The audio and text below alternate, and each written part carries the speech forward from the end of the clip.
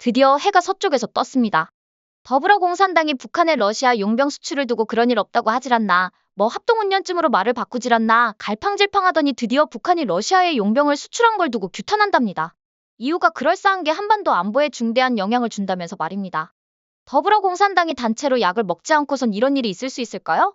불가능합니다. 그런데 이걸 가능하게 하는 이유가 두 가지 있긴 있습니다. 하나는 북한이 우크라이나전에 숟가락을 얹은 것에 대해 우리나라가 개입하는 걸 막으려는 의도가 하나고요. 왜냐면 북한의 개입을 통해서 지금까지 우리나라가 직접적인 무기 지원을 하지 않고 있지만 북한의 전쟁 개입을 통해 우리가 우크라이나에 강력한 무기를 지원할 수 있는 명분이 생겼기 때문입니다. 이걸 막자는 명분 만들기 말곤 이자들이 단체로 약을 먹지 않고선 감히 김정은이 하는 일에 겐세이를 놓을 수가 없는 거죠. 아마 이것도 허락받고 하는 짓거리 아닐까요? 평생 통일을 외치다 하루아침에 아닥하듯이 말입니다. 그리고 두 번째 이유는 중국 공산당이 북한의 러시아 침공 개입에 드디어 뿔따구가 난 겁니다. 어차피 종북면허 가진 자치구 종중면허 안 깎고 있는 자들이 몇 명이나 될까요? 전 글쎄올시다거든요. 그러니 어떤 이유에서건 자유대한민국이 적화되면 이자들이 숙청일 순위가 된다는 제 생각엔 변함이 없는 겁니다. 베트남도 그랬고요. 역사가 그러했기 때문입니다. 아무튼 그건 그거고요. 이자들이 불편한 중국 공산당의 심기를 대변하는 건지도 모릅니다. 지금 러시아 침공에 대해 중국 공산당은 이러지도 저러지도 못하는 상황입니다.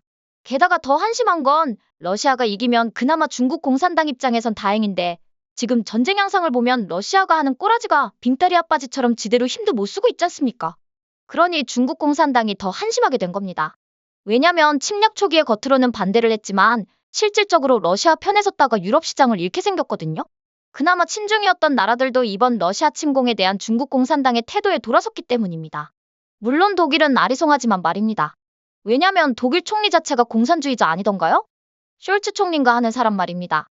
전임자였던 메르켈 총리는 두말할 필요도 없고 말이죠. 이런 사람들이 독일의 총리를 내리 지들끼리 해먹으면서 제조업 초강대국이었던 독일을 지금 병들게 만들고 있습니다. 뉴스 보니까 폭스바겐이 87년 만에 독일 내 공장을 몇 개 폐쇄한다나 어쩐다나 하고 있습니다. 폭스바겐 그룹은 아마 독일 최대의 기업일 겁니다. 그리고 전 세계에 굴러다니는 골프 같은 대중스러운 차는 두말할 것도 없고요. 명차 중에 상당수는 이놈의 폭스바겐 그룹에 속한 차들은 아닐까요? 말하면 입만 아픈 성공에 상징하면 떠오르는 차 있잖아요. 선이 아름답다나 어쩐다나 하면서 명차 반열에 당당히 내 대로 걸고 있는 맞다 성정체성이 애매한 전청종가하는 차가 남현이한테 선물했다는 그 차 벤틀리였지. 그리고 이 차가 옆에 지나만 가도 피하고 싶은 차가 있습니다. 람보르기니라고 혹시 아시나요? 그리고 쳐다만 봐도 기스났다고 어디선가 수리비 수억 원이 청구될 것 같은 차가 있습니다. 부가티라고 말이죠. 혹시 이 차를 실물로 보신 적 있으신가요? 이 차가 서울에서 부산까지 달리는 데만 해도 이거저거 따지면 아마 웬만한 중형차값 하나 나온답니다. 기가 막히고 코가 막힌 차입니다.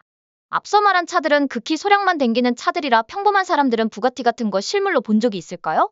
아마 없을 겁니다. 그런데 일반인에게 널리 알려진 명차하면 제일 먼저 확 떠오르는 누구더라 조국이 딸내미가 탔다고 소문이 무성했던 차가 포르쉐던가요? 아무튼 이런 어마무시한 차들을 만드는 회사가 독일 최대 기업인 폭스바겐 그룹입니다. 제가 전 영상에서 말씀드렸잖아요. 대한민국에서 망할 수 없는 회사가 있었는데 글쎄 이놈의 회사의 주인장이 바뀌었다고요? 그게 바로 두꺼비 하면 생각나는 진로소주 아닙니까? 어쩌면 공산주의자들에게 운전대를 너무 오랫동안 맡긴 대가로 경제대국이자 제조업 초강국이었던 독일이 폭스바겐 그룹이 쪼그라들듯이 서서히 쪼그라들고 있습니다. 마치 소주회사 진로 꼴이 나고 있단 말입니다. 아무튼 이놈의 공산주의자들 말만 나오면 흥분해서 오늘도 말이 무지하게 옆으로 샜습니다. 다시 본론으로 돌아가실게요. 이렇게 중국 입장에서는 지금 우크라이나 전쟁이 골 때리게 전개되고 있습니다. 여기에 한술 더 떠서 북한이 러시아에 무기를 무지하게 갖다 팔아먹더니 이제 나의 대포바파라고 애띤 병사들을 아마도 푸틴한텐 특수전부대로 뻥쳤을 것 같단 합리적 의심이 팍팍 드는데요. 아무튼 이렇게 과대포장된 병사들을 마구마구 용병으로 푸틴한테 수출을 하는 초유의 사태가 발생된 겁니다. 황당한 건 이렇게 우크라이나 전장에 투입된 북한 병사들의 가슴엔 러시아 소수민족 명찰이 달려 있습니다. 이거 우크라이나가 아작내려고 작정하면 북한 병사들은 용병이기 때문에 전쟁포로에 관한 제네바 협약의 대우도 못 받습니다. 그냥 개죽음입니다. 아차 요즘 댕댕이 잘못대하면 동물보호법으로 처벌받습니다. 그러니 북한 병사들의 운명이 유기견보다 못한 꼴이 돼버린 겁니다. 같은 민족으로서 가슴이 저며옵니다. 기가 막히고 코가 막힙니다. 아무튼 이런 상황들이 중국의 눈엔 어쩌면 눈엣 가시처럼 느껴졌을 겁니다. 이거 이러다가 자기가 여태 해오던 운전대를 러시아한테 넘겨야 하는 처지가 되진 않을까 하는 생각도 들었을 거고요. 아무튼 무지하게 심경이 복잡할 겁니다.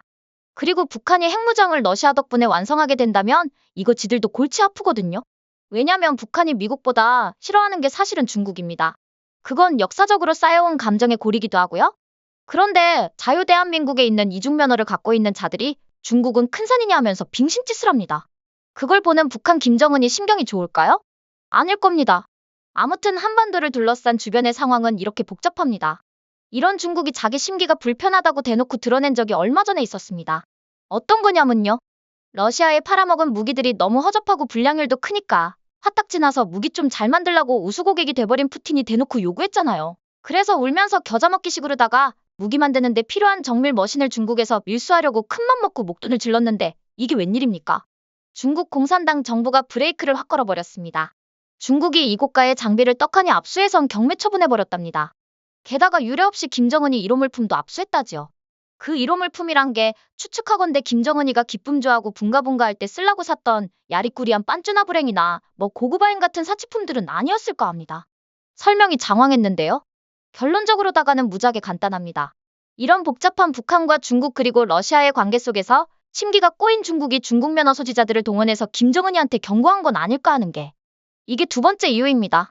우크라이나 전쟁에 투입된 북한 병사들이 첫 교전에서 한 명을 제외하고 전부 전멸했다고 합니다. 이건 제 추측이 틀리지 않다는 정황 증거는 아닐까요? 러시아의 특수전부대인 스페츠나츠도 우크라이나 전쟁에 알보병으로 내몰았다가 대포밥 신세가 된 게 엊그제 일입니다. 그런데 하물며 산악지형에 익숙한 애띤 북한 병사들을 소총과 수류탄으로 경무장시켜서 평지로 내모는 지금 상황은 현대판 가미가제를 보는 듯합니다. 그나마 다행인 건 우리나라 국정원 직원들이 우크라이나에 가서 심리전을 진행할 모양입니다. 부디 어린 병사들이 우크라이나에서 비참한 최후를 맞이하기 전에 한 명이라도 자유대한민국의 품에 올 수 있는 길을 만들어야 할 겁니다. 그렇게 된다면 북한 김정은의 사이비 종교 같은 집단이 붕괴되고 한반도의 자유의 물결이 넘칠 겁니다. 물론 그동안 독버섯처럼 존재했던 반국가 세력들은 죄다 무관용의 원칙으로다가 여적으로 처벌해야 하는 건 당연한 일일 거고요. 그래야 더 이상 한반도의 국토 분단의 비극은 없을 겁니다. 어떠세요? 시청자 여러분도 저와 생각이 같으신가요? 그럼 좋아요하고 구독 한번 꼭 부탁드릴게요. 시청해주셔서 고맙습니다. 전 리포터 헬이었습니다.